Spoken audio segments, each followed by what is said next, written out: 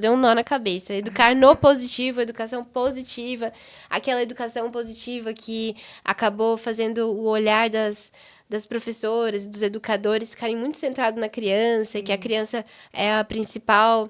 Mas o que é a diferença, assim? O que você enxerga, Renata, assim, na educação no positivo e a diferença entre a educação positiva?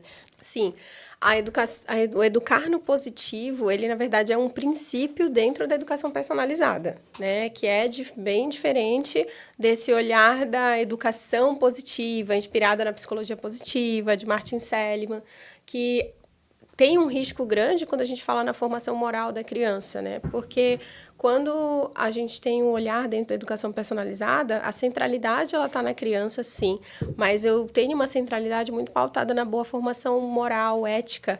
Eu trabalho muito a dimensão volitiva, que a gente chama, que é a dimensão da formação da vontade dessa criança. Então, eu quero educar essa vontade da criança porque eu quero educá-la para o bem.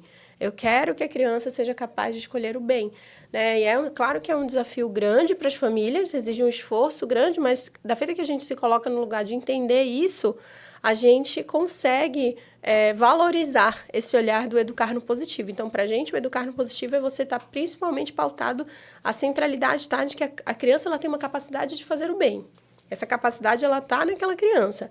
Então, quando ela está diante de um comportamento inadequado, o que eu preciso, enquanto adulto de referência, enquanto educador para aquela criança, seja o professor, o pai ou a mãe que está ali no momento, eu preciso primeiro me distanciar daquela situação minimamente, para que eu não seja completamente envolvido nas emoções, que a gente também tem, e a criança está na emoção. Se eu vou corrigi-la também dentro da emoção, possivelmente eu não vou ter uma correção tão assertiva ou tão adequada, né? Então, grandes chances de que isso não tenha uma formação, um intuito formativo. Vai ser uma mera correção, que aí, às vezes, a gente cai numa punição ou numa correção que fica só focada no erro, o erro por ele mesmo. E isso não é formativo, eu não estou formando essa criança, educando ela para o bem.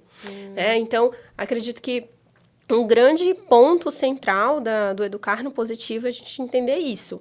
Né? Entender que eu quero que essa criança queira o bem, queira fazer o bem, que consiga gerenciar as vontades dela naquele momento, por menor que ela seja, para que ela consiga fazer boas escolhas ali, por mais desafiador que seja para ela. Porque entre comer um doce e ouvir o papai e a mamãe chamar para ir ao banho, comer um doce é muito melhor, né? Se é difícil pra gente que é adulto, imagina, eu falo, vou pra academia, todos os dias acordarei às 6 horas da manhã para ir à academia. Um dia eu acordo e dos outros 4 eu não acordo.